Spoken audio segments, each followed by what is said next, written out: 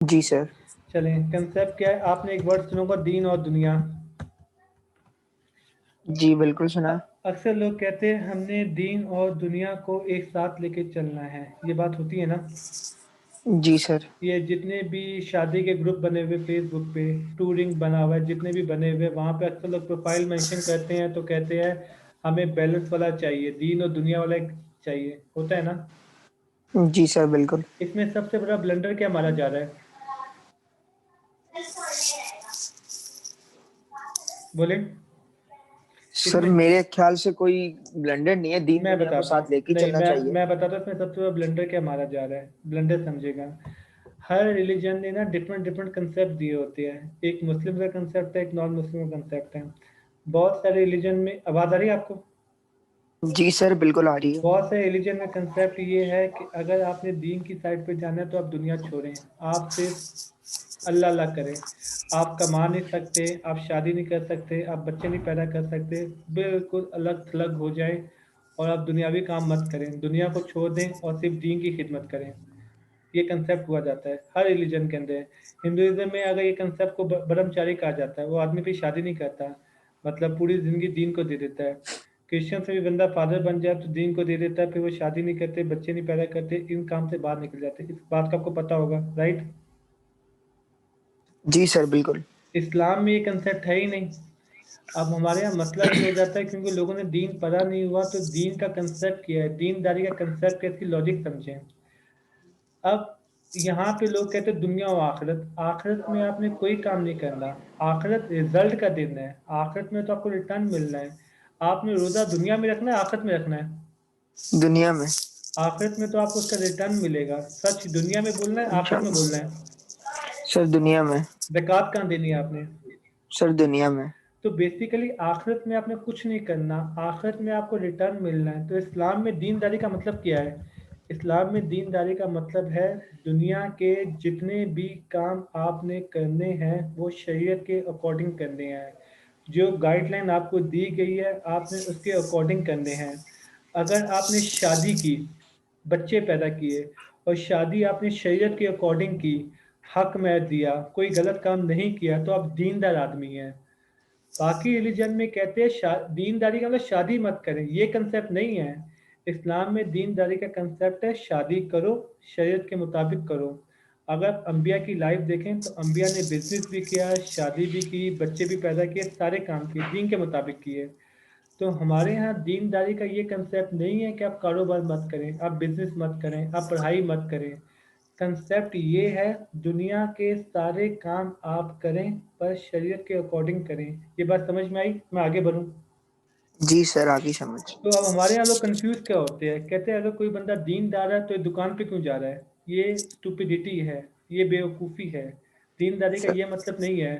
तो अगर आप दीनदार है तो आप टूरिज्म भी करें, आप पूरी दुनिया घूमें, कोई फर्क नहीं है। पर इस बात का ख्याल रखें कि जो सफ़र के शरई अहकामात है, क्या आपको वो पता है?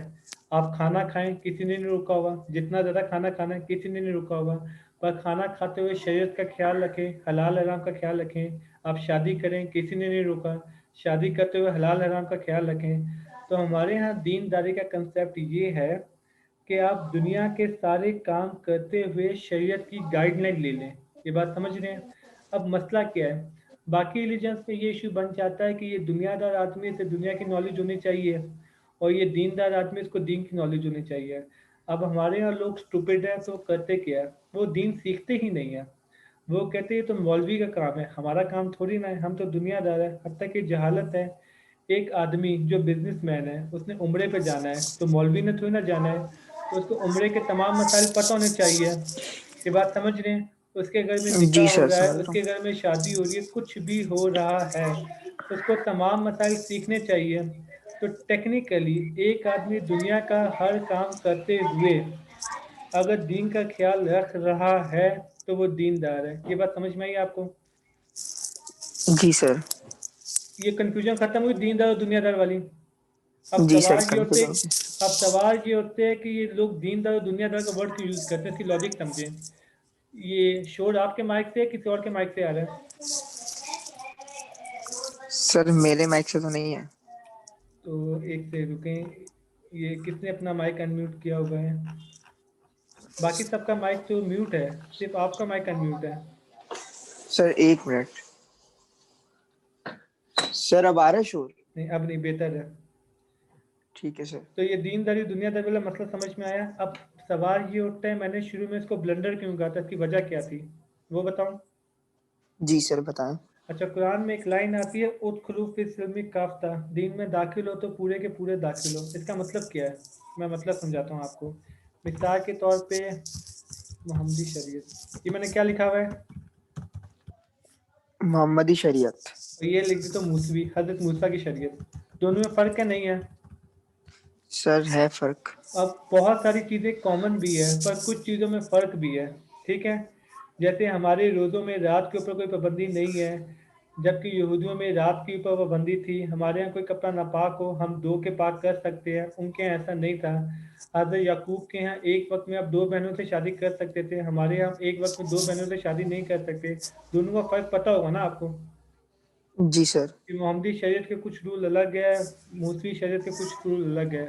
हम लोग क्या क्लेम कर रहे हैं कि हम लोग कौन सी शरीयत फॉलो कर रहे हैं?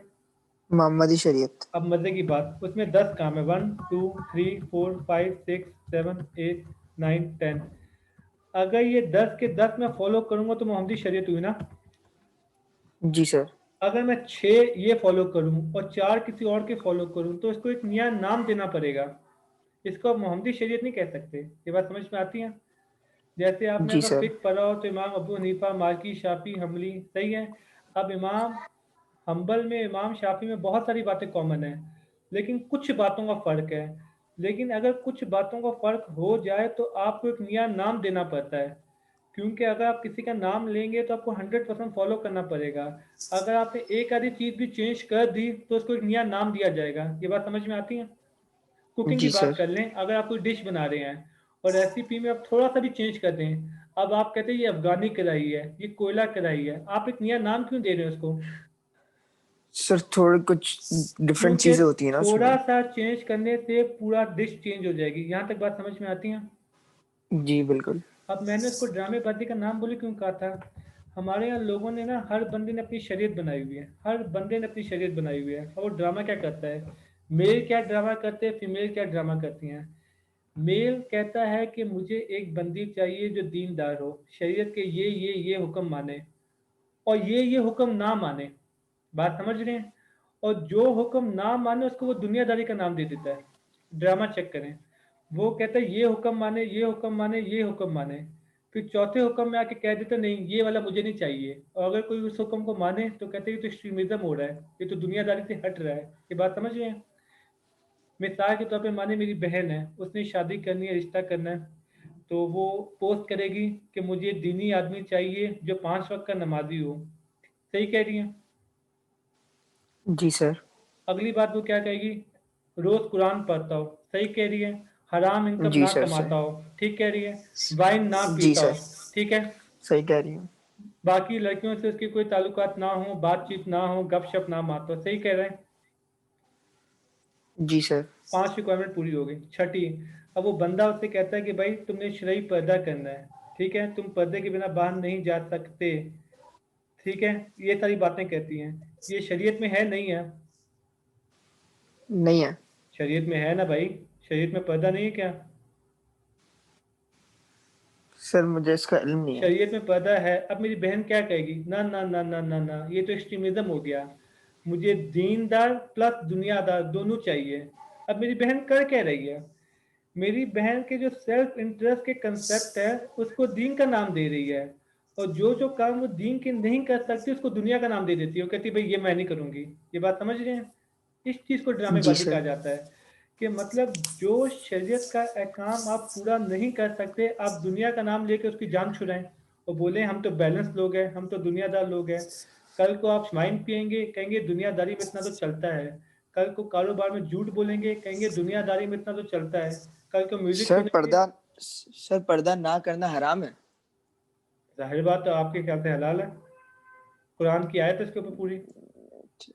लेकिन ठीक है। सवाल ये नहीं, मेल हमारे यहाँ बहुत सारे क्या करते हैं, बिजनेस में झूठ बोलते हैं, फिर कहते हैं आजकल के कारोबार की नीड है, दुनियादारी में इतना तो चलता है। इंटरेस्ट को इन्वॉल्व कर लेते हैं, बाद में क्या कहते हैं दुनियादारी में इतना तो चलता है। चलता गालियाँ है। देते हैं, कन्वर्सेशन ठीक नहीं है, ज़बान ठीक नहीं है। फिर कहते हैं आजकल की दुनिया में इतना तो चलता है, दोस्तों से वल्गर जोक मारते हैं। फिर क्या कहते हैं आजकल तो इतना चलता है, बंदे को इतना एक्सट्रीमिस्ट भी नहीं होना चाहिए। तो जब भी उन्होंने कोई शरीयत का हुक्म तोड़ना हो तो आगे से एक्सक्यूज़ क्या लाते हैं? एक्सक्यूज लाते हैं कि हम दीन और दुनिया बैलेंस लेके चल रहे हैं। तो टेक्निकली जो भी बंदा ये बात कहते हैं ना, दीन और दुनिया बैलेंस लेके चल रहा हूँ, वो बेसिकली आपसे कहना ये चाह रहा है कि जब भी मैं कोई शरीर का एक काम तोड़ूँ ना, तो उसको मैं दुनियादारी का नाम दूंगा। क्योंकि अगर कोई इंसान ये कहता है ना कि मैं दीन लेके चल रहा हूँ, तो उसकी दुनिया कहीं नहीं जा रही।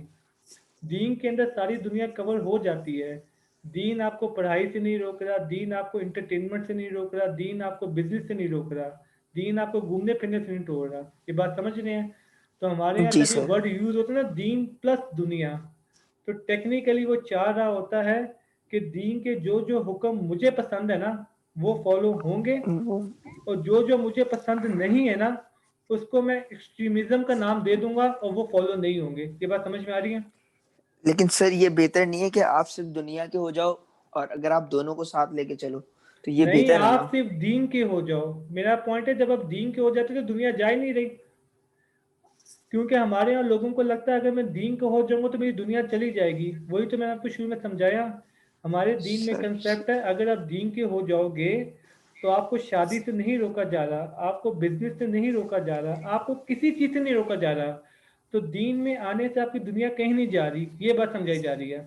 माने आप बहुत दीनदार हैं, तो बताएं आपकी दुनिया कैसे रुक गई? मैं आपको करोड़ों रुपए रोकने से मना, करोड़ों रुपए कमाने से मना तो नहीं कर रहा। मैं बस आपको ये मना कर रहा हूँ कि सूद को इन्वॉल्व मत करो, झूठ को इन्वॉल्व मत करो, धोखे को इन्वॉल्व मत करो। बात समझ रहे हैं? मैं आपको जी अमेरिका सर। घूमने से मना तो नहीं कर रहा, लेकिन मैं बस आपसे ये कह रहा हूँ कि वहां जाके क्लबिंग मत करिएगा, वहां जाके वाइन मत पीजिएगा। बात समझ रहे हैं? तो मैं रोक जी किसी सर। चीज से भी नहीं रहा, आप पूरी दुनिया घूमें, जो करना है करें। तो बस लेक्चर की समरी ये है कि अगर कोई बंदा कहता है मैं सिर्फ दीन को फॉलो करूंगा, तो उसकी दुनिया कहीं नहीं जा रही। मुझे एक बात बताएं, नबी दीनदार थे, दुनियादार थे? सर दीनदार थे। शादी नहीं की थी? तो सर हमारे दिन में शादी तो हुक्म है ना तो करने वही का। तो। अच्छा, बच्चे पैदा किए थे, हाँ जी। बिजनेस किया था, ट्रैवलिंग की थी, जोक मारा जी सर करते थे, बिल्कुल। आउटिंग पे जाया करते थे, वाइफ के जी साथ रेस बिल्कुल। लगाई थी नहीं लगाई थी? सर मुझे इसका आइडिया नहीं है। सीरत में ये भी आता है, हजूर पाक सल्लल्लाहु अलैहि वसल्लम ने हजरत आयशा के साथ रेस भी लगाई थी 2 दफा। एक दफा हजरत आयशा जीती थी, नेक्स्ट टाइम उन्होंने कहा था देखो इस दफा मैं जीत गया। समरी ये सारे वो अच्छा। काम किए थे जो आम आदमी करता है, ठीक है? तो जो शख्स दीनदार है, उसकी दुनिया कहीं जा थोड़ी ना रही है। बस सिंपल कानून ये है कि दुनिया में आपने जो भी काम करना है वो शरीयत के ऑर्डर के अकॉर्डिंग कर लें। ये बात समझ रहे हैं? खाना खाना है, परफेक्ट है, शरीयत के ऑर्डर के मुताबिक कर लें। कपड़े पहनना है, परफेक्ट है, शरीयत के मुताबिक कर लें। ट्रैवलिंग पे जाना है, परफेक्ट है। अब मिसाल के तौर पर आपने शादी की, आप दीनदार हैं, मैंने भी शादी की, मैं दीनदार नहीं हूँ। आपने शादी में जहेज नहीं लिया, आपने मस्जिद में निकाह किया, आपने कोई भी गलत इवेंट नहीं किया, ना आपने मेहंदी की, ना आपने मायों किया, कोई डांस फंक्शन नहीं किया, आपने शादी कर ली। मैंने शादी की, मैंने सारे उल्टे इवेंट किए। अब आप दीनदार हैं, मैं दुनियादार हूँ, काम तो दोनों ने सेम किया है। समझ रहे हैं? शादी आपने भी की, शादी मैंने भी की। फर्क ये है आपकी शादी में कोई गैर शरई अमल नहीं था। ये बात समझ में आ रही है आपको? जी सर आ रही है। अगर कल को आप ये डिसाइड कर लेते कि मुझे दीनदार बनना है, तो एक बात लिखवा लें, आपकी दुनिया कहीं नहीं जा रही, इनफैक्ट दुनिया और ज्यादा आपके पास आएगी। दुनिया का सिस्टम किसके कंट्रोल में है? अल्लाह के हाथ में। तो इमेजिन करें कोई बंदा अल्लाह का दीन फॉलो करे, तो आप ये सोच सकते हैं कि अल्लाह की दुनिया छीन लेगा? ये कोई अकल वाली बात है? नहीं। कॉमन सेंस की बात है। मतलब हम अल्लाह के खिलाफ काम करें तो अल्लाह हमें दुनिया दे देगा, और हम अल्लाह के लिए काम करें तो अल्लाह हमसे दुनिया छीन लेगा। ये कोई अकल वाली बात है? नहीं सर। तो ये लॉजिक समझ में आ गई दीनदार वाली? जी जी आ गई। तो हमारे रिलीजन में ऐसा नहीं है कि आप दीनदार बन जाओ तो आपको सारा कुछ छोड़ना पड़ेगा। कंसेप्ट क्लियर हो गया? जी सर क्लियर। जी क्लास, कोई क्वेश्चन है तो पूछें।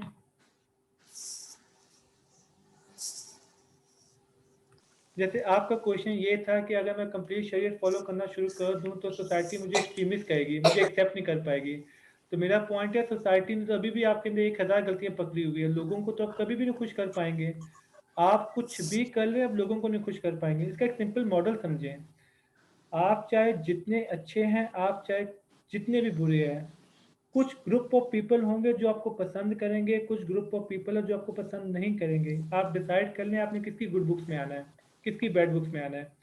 अगर आप सहाबा की लाइफ देखें, नबी की लाइफ देखें, जो जो कुरैश मक्का थे, जो काफिर थे, उनकी गुड बुक्स में तो वो लोग नहीं थे, लेकिन कुछ लोगों की गुड बुक्स में थे। तो हमारा काम है ये डिसाइड करना कि हमने किसकी गुड बुक में आना है, किसकी बैड बुक में आना है। ये बात समझ रहे हैं आप?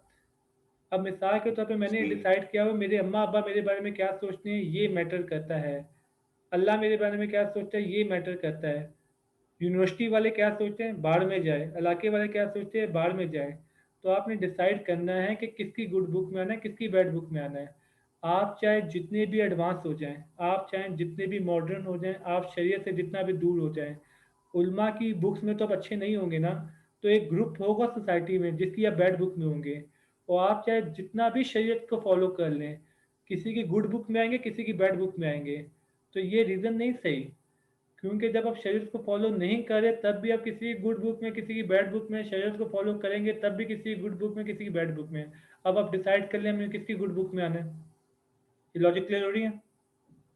यस सर, आपने यस सुना सर। होता 900 साल उन्होंने किया, 40 लोग लेके आए ईमान। तो सोचिए इतनी बड़ी बस्ती है, हजारों लोग बस्ती में रहते हैं, तो 900 साल की तबलीग के बाद भी अगर 40 70 80 लोग ईमान लाए हैं, बाकी ईमान नहीं लाए, तो देखा जाए तो मेजोरिटी की गुड बुक्स में तो नहीं थे।